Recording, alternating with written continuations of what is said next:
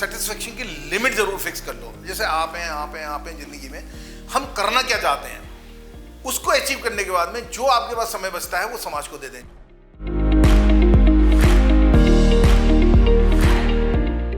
Hello and welcome to yet another episode of the Senior Saga. I'm here to bring to you an inspiring story of a very generous and relentlessly earnest gentleman. We make a living by what we get, but we make a life by what we give. Does this ring a bell? Well, this phrase is very much pertinent to the interview that I'm going to do today, and it's very much resonates with the character of our guest of honor, Mr. Anup Khanna.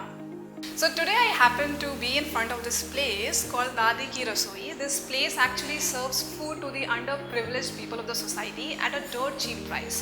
That is ₹5 per plate.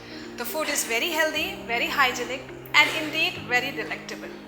And the person behind this venture is Mr. Khanna. So today we'll get to know his side of story and his motivation to do this. So let's dive into the video. Okay, so I want to know more about Dadi Ki Rasoi. What was the motivation and how long has it been for you till present day? We started it way back in 21st August 2015. Actually मेरी mother की इच्छा थी, बच्चे वगैरह हम लोग बैठे हुए थे सारे, तो मदर ने कहा कि तुम्हें कुछ मेरे को खाया नहीं जा रहा, कुछ गरीबों के लिए कुछ कर दो। बच्चे बोले दादी की इच्छा है, पापा दादी की रसोई शुरू कर देते हैं। तो स्टार्टेड लाइक दैट। बट ये नाम दादी की रसोई क्यों? नाम से एक्चुअली बच्चे बैठे हुए थे ना, बच्चे बोले पापा दादी की इच्छा है, दादी की रसोई शुरू कर दे। सडनली बेटी के मुंह से नाम निकला और सडनली नाम पड़ गया। अच्छा, आपके बच्चों ने दादी की रसोई के नाम का रिकमेंडेशन। एक्चुअली मेरे फादर फ्रीडम फाइटर थे, तो महात्मा गांधी, मोहम्मद अली जिन्ना, फिरोज गांधी, सबके ऑटोग्राफ बुक भी है हमारे पास। तो पापा का बहुत मोटिवेशन रहता था। ये हुआ कि चलो शुरू करना है, मदर की इच्छा है, तो सोशल वर्क बहुत पहले से करते आ रहे थे। अब ये काम ऐसा था कि हमने कभी शुरू तो करा ही नहीं था, तो कैसे करा जाए। तो पीछे एक होटल है, उसका एक वेटर आता था हमारे पास दवाई देने के लिए, नंदू नाम था उसका। तो मैंने उससे नंदू से पूछा, मैंने कहा भाई ये कुछ मदर की इच्छा है, दाल चावल खिचड़ी बनानी है। तो Nandu said okay I will do this, there is no problem at all. तो नंदू मिल गया, फिर उससे मैंने सामान लिखवाया क्या क्या बनना है। तो सामान मिल के अगले दिन से 21 अगस्त इसलिए रखा, उस दिन मेरा जन्मदिन भी होता है। हाँ, तो मदर ने कहा कि जब शुरू ही करना तो 21 अगस्त से शुरू कर दो। तो सामान मंगाया, सब कुछ करवाया, स्टार्ट किया। वो दिन आज का दिन है। तो आपका मतलब फैमिली से बहुत सपोर्ट रहा है? एग्जैक्टली, तो बगैर उसके सपोर्ट के तो आप कुछ कर ही नहीं सकते। तो सर आप इससे पहले आप क्या करते थे? आपका प्रोफेशन क्या है? मेरा यहाँ दवाइयों का काम है, मेरे 2 मेडिकल स्टोर्स हैं यहाँ पर, और मैं यहाँ केमिस्ट एसोसिएशन का president for the last 30 years, student guardian association का जनरल सेक्रेटरी। ये फीस का आंदोलन जो फी हाइक का था, ये नोएडा से मैंने ही सबसे पहले शुरू करा था। इलाहाबाद हाई कोर्ट में PIL वगैरह भी मैंने ही करी थी। जैसे बिहार में जो बाढ़ आई थी, तो आई वेंट देयर, पूर्णिया के आगे बन की जगह है, मैं वहाँ गया था, ट्रक लेके खुद जाके बांटा था, उसकी सीडी बनवाई थी और सबको सीडी डिस्ट्रीब्यूट करी थी जिन लोगों ने हमें सामान दिया था।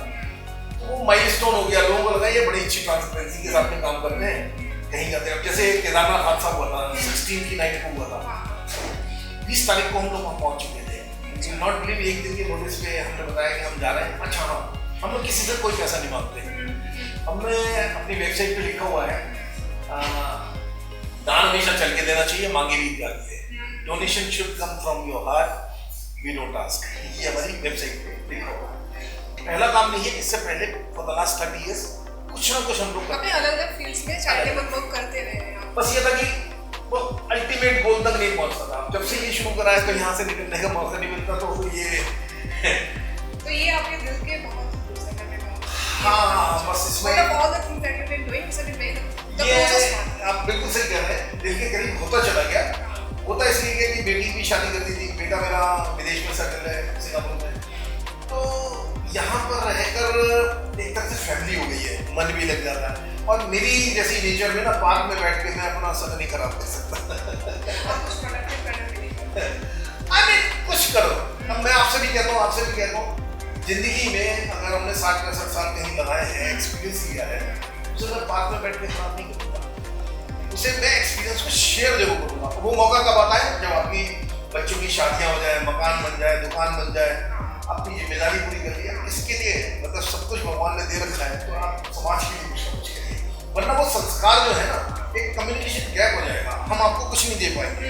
आज आपने देखा, पहली बार देखा, अपने हाथ से बांटते हुए देख रहे हैं, लोग आ रहे हैं, किसी ने शाद में अपने हस्बैंड के नाम से कुछ करना है तो वो बांटते हुए से लग रहा है। तो ये फीलिंग्स बहुत इंपॉर्टेंट है। अब जैसे हम कपड़े देते हैं यहाँ पर, कपड़े देना कोई मुश्किल काम नहीं है, लेकिन मैं क्या कर रहा हूँ, वो कपड़े नहीं दे रहा हूँ। अगर आपने अपना कोई भी ड्रेस 10,000 की अपनी मेट को दे दी, आपने सिर्फ चॉइस नहीं दी, मैं यहाँ चॉइस दे रहा हूँ। जैसे आप मॉल में जाते हैं, 10 तरह की साड़ियाँ निकालते हैं, चॉइस, तो सेटिस्फेक्शन कहाँ बेच रहे हैं? ये 10 रुपए में उस गरीब को सेटिस्फेक्शन मिल रहा है, बेटी को उसे कौन सा पसंद है तुझे, ये तो कॉस्ट क्या रहता है सर कपड़ों का? हम किसी को फ्री में इसलिए नहीं देते, नॉमिनल जो है 10 रुपए रखा हुआ है। अभी आपने देखा किसी ने 2 कपड़े दिए थे 20 रुपए, मैंने कहा 3 और ले जाओ, लेकिन उसे पैसे देने की आदत पड़ी होनी चाहिए। अब तो सुप्रीम कोर्ट भी कह रहा है रेवड़ियाँ नहीं बटनी चाहिए। मतलब उनको ये करना चाहिए कि लाइफ मैरिज फ्री नहीं है, there's nothing called as a free lunch, right? At least something that you need to give back to the society, कुछ ले भी रहे हो। और 5 स्टार क्वालिटी का खाना दे रहे हैं, आप देखिए 5 रुपए में एयर कंडीशन, बहुत ही हाइजीनिक और बहुत ही हेल्दी था। इनफैक्ट जो इंग्रेडिएंट्स उन्होंने फूड में डाले हैं, zucchini, broccoli, capsicum, bell pepper, सब चीजें हमने देखी है, वीडियो में भी है। अब ये आप लोग सब जने मैकडॉनल्ड में जाते हैं, दुनिया जान, ये बेचारे कहाँ जाएंगे? तो उनके लिए मैकडॉनल्ड बनाया है छोटा सा। मतलब दादी की रसोई को किस लेवल पे लेके जाना चाहते हैं? मैं कभी नहीं चाहता कि मेरे को बहुत लोगों ने कहा कि हम फ्रेंचाइजी लेना चाहते हैं। मेरा अपना मानना है, अनूप खन्ना खत्म तो ये सारी चीजें खत्म हो जाएंगी। आप लेगेसी हैं, आप बैकबोन हैं। आप ब्रांचेस बनाइए ना। मेरे से लोग कहते हैं बॉम्बे आ जाइए आप, आपको फंड भी मिलेगा, आपको ये भी करेंगे। मैंने कहा सब चीज आपके पास है तो फिर मेरी जरूरत क्या है? बोले दादी की रसोई, मैंने कहा नाम भी रख लीजिए आप। सोशल मीडिया पे बहुत पॉपुलर है, मतलब आप केबीसी भी जा चुके हैं, आपके ऊपर कुछ बायोपिक्स भी शायद बनी थी, तो ये कैसे? आप केबीसी कौन सी ईयर में गए थे? लास्ट ईयर गए थे, आज जनवरी को हमारा ये टेलीकास्ट हुआ था।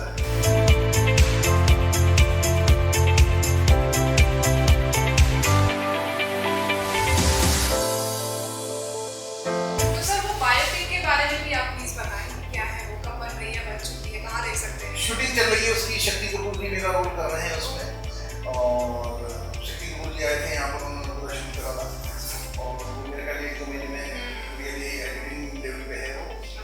तो आपका कुछ गेस्ट अपीयरेंस है इसमें? पूरा उनकी है, कोई स्टोरी लाइनअप है उनका, और लास्ट में शायद मेरा है उसमें।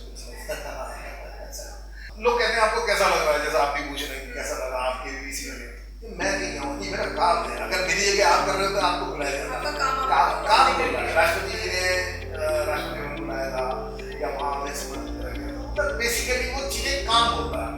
और मैं हर एक से कहता हूँ कि अपना काम जो है ना, वो आप मन लगा के करिए, सिंसियरली करिए। सर एक फनी और एक लाइवली क्वेश्चन पूछूं, आप माइंड तो नहीं करेंगे? आपके सुंदर घने बालों का राज क्या है? आपकी हेयर स्टाइल बहुत यूनिक है ना, इस तरह भी हेयर स्टाइल। मैंने बताया ना, हर जगह लाइन खींच देता हूँ। तो कहीं गए थे तो उसने कहा एक गंजे से साहब आए थे। अच्छा। अब कोई नहीं कहता, कहते लंबे बाल वाले आए। अच्छा, उससे आपको इंस्पिरेशन? जैसा आपका सवाल है वैसे मेरा जवाब है। मैं आपके सारे दर्शकों से, जो भी आपको इस टाइम देख रहा है, हर एक से कहता हूँ कि अपने सेटिस्फेक्शन की लिमिट जरूर फिक्स कर लो। जैसे आप हैं जिंदगी में, हम करना क्या चाहते हैं उसको अचीव करने के बाद में जो आपके पास समय बचता है वो समाज को दे दें। आपको जिंदगी जीने के लिए जो कुछ चाहिए उतना जरूरी है, उसके बाद अपना समाज को दीजिए। Thank you for giving us your precious time. We're going to enjoy and like and appreciate this. Also, sir, we just wish that we are getting like tremendous love and support and blessing on this video. And thank you for your graceful presence. Thank you. I'm literally having goosebumps right now after this conversation. Literally feeling very touched and blessed. Thank you, sir. Thank you so much. So nice of you. If you like our story, if you like the video, please don't forget to like, share and subscribe. And if you happen to know somebody with intriguing tales of survival, do let us know in the comment section below. Thank you.